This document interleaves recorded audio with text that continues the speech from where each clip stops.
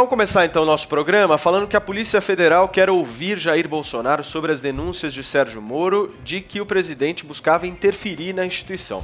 Vamos então a Brasília. Zé, esse depoimento seria por escrito ou de forma oral presencialmente? Conta para nós. Com a palavra, o decano do Supremo, ministro Celso de Mello. Olha, Paulo, existem 3 inquéritos que rondam o Palácio do Planalto no Supremo. Este é aquele inquérito que apura as denúncias do ex-ministro da Justiça, Sérgio Moro, de que o presidente Jair Bolsonaro teria interferido na Polícia Federal. Olha, fica muito evidente que isto não aconteceu, até pelos depoimentos do próprio ex-ministro Sérgio Moro. Isso porque ele comandava a Polícia Federal de uma forma muito efetiva e a polícia confiava no Sérgio Moro, assim como o Sérgio Moro colocou no Ministério da Justiça vários integrantes da Polícia Federal em cargos chaves ali no Ministério.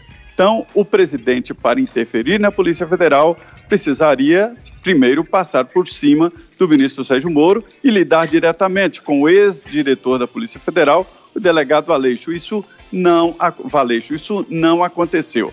Agora, esse inquérito foi prorrogado e a delegada que dirige ali o inquérito quer o depoimento do presidente Jair Bolsonaro.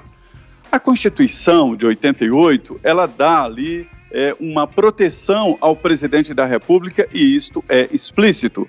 Por exemplo, processos anteriores ao mandato não podem continuar, são interrompidos. E o presidente, além de ter foro especial, tem prerrogativas, e entre elas a de prestar depoimento escolhendo local e horas, e também a possibilidade de passar o depoimento por escrito.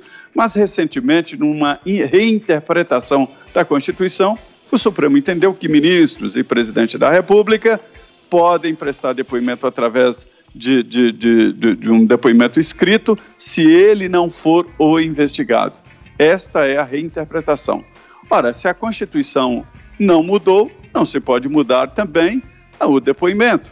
No caso, por exemplo, do ex-presidente Michel Temer, ele prestou depoimento por escrito. Então, entendo que agora é a mesma coisa. O presidente Jair Bolsonaro presta depoimento por escrito.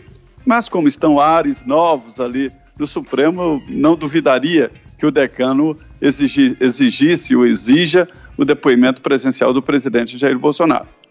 Ok, Zé, deixa eu perguntar agora para o nosso Joel Pinheiro. Joel, você acha que essas acusações do Sérgio Moro ainda ameaçam o governo ou não?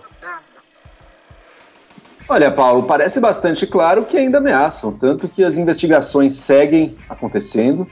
Todos nós vimos aquilo do qual o Moro falava, né? Aquilo do qual ele falou no seu depoimento. A gente viu nos prints de WhatsApp que a gente viu trocados entre Moro e o presidente Bolsonaro.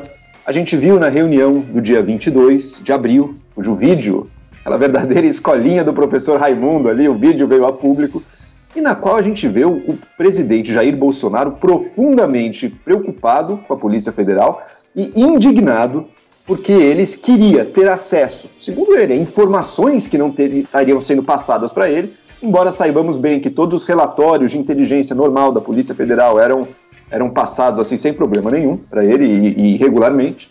E depois, inclusive, numa fala dele, junto ao Palácio, se não me engano, no mesmo dia em que a reunião do dia 22 de abril foi veiculada, em que o presidente Bolsonaro disse ali na frente do Palácio que ele tinha, felizmente, ele tinha amigos na Polícia Civil e na Polícia Militar e que esses amigos, então, transmitiam informações para ele, mas ele estava, ao longo de toda aquela reunião que a gente viu o vídeo, indignado e brigando porque ele se sentia desamparado pela Polícia Federal, que ele chamava a hora de segurança. Talvez ele tivesse a ideia de que a Polícia Federal seja uma segurança do presidente. Em outra hora ele usou a imagem até de um pai que ouve atrás da porta o que o filho está fazendo no quarto, né? Essa é a imagem que o presidente Jair Bolsonaro tem das instituições republicanas. A relação dele com a Polícia Federal é a relação de um pai com o filho. E muito indignado e ameaçando, inclusive, de demitir o ministro se necessário, porque ele queria, de qualquer jeito, mudar o diretor-geral da Polícia Federal, mudar o superintendente da Polícia Federal no Rio de Janeiro, e foi justamente isso que aconteceu. O Moro saiu, acho que o Moro disse, olha, dessa linha eu não cruzo, essa linha eu não vou deixar passar, mas o presidente foi foi implacável. Então o Moro saiu, mudou o diretor-geral da polícia e agora a gente já viu centenas de nomeações que aconteceram na Polícia Federal desde a mudança, inclusive feitas na surdina, ali um monte de cargos, uma lista que parecia já pronta, foram mudados de nomes da Polícia Federal. Tudo indica para mim, isso é prova, vamos ver, vamos deixar a investigação correr, vamos deixar os juízes e o Supremo ouvirem. Agora, tudo isso indica sim um grande interesse do presidente de interferir no trabalho da polícia, e parece que é justamente o que tem feito. Vamos lembrar daquela, só para finalizar minha fala inicial aqui, vamos lembrar daquela troca de mensagens dele com o Sérgio Moro, né? Dias antes da demissão do Moro, em que o presidente manda para o Moro uma notícia de que deputados bolsonaristas estariam sendo investigados pela PF. E abaixo, a mensagem que para mim encapsula tudo isso que eu falei. Mais um motivo para a troca. Ou seja, ele queria trocar porque a polícia acabava sendo ruim para os interesses do partido dele, dos aliados políticos dele, mas, inclusive, esses deputados bolsonaristas não eram o motivo original da troca. A investigação deles era mais um motivo para a troca. Então, para mim, essa fala encapsula bem o que está sendo investigado aqui. Perfeito. Adriles, concorda ou discorda com essa posição do Joel? Olha, a própria fala do Joel corrobora a discordância com ele mesmo.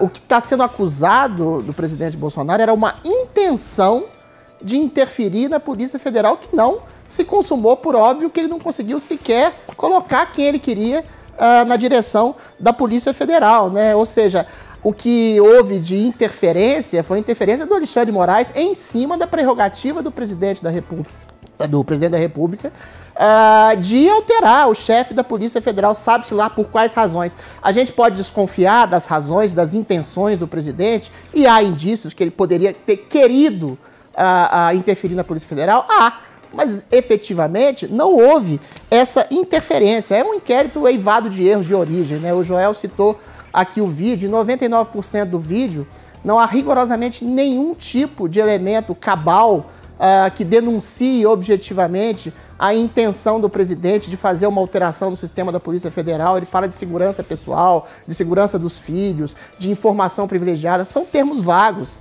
Agora, você não faz justiça com termos vagos, em cima de uma mania de perseguição que talvez o presidente tenha. Que mania essa foi absolutamente concretizada com a perseguição efetiva de um Supremo Tribunal Inquisitorial que tem sistematicamente, sim, perseguido apoiadores do Bolsonaro por cartazes, ideias, rojões que seja. Ou seja, uma perseguição implacável a um lado ideológico, né, mais aguerrido que apoia o presidente Bolsonaro. Ou seja, o depoimento por escrito dele é uma prerrogativa do presidente, dá o cargo, da liturgia do cargo, respeito à liturgia do cargo, né? Um presidente, um decano do Supremo Federal, que deveria estar impedido pelas declarações absurdas que fez, comparando o governo Bolsonaro à República de Weimar, comparando o Bolsonaro a um Hitler. Isso tudo dá a prerrogativa do presidente se sentir efetivamente perseguido. Aí não é mais mania de perseguição em relação à sua segurança e à segurança do cargo executivo que tem. Quando eles querem agora que o presidente, nesse inquérito absurdo, que apura a intenção de um futuro do pretérito, ou seja, ele poderia estar efetivando uma interferência, uma ingerência escusa em relação à Polícia Federal, coisa que ele nem sequer fez, teve oportunidade de fazer. Okay. E aí quando você quer que o presidente vá espetacularizando ele como um depoimento para trazer uma iconografia, uma imagem de um presidente acusado de um crime que ele sequer teve a possibilidade de cometer, a gente tem efetivamente uma perseguição de um poder sobre o outro. Esse inquérito é absurdamente fictício.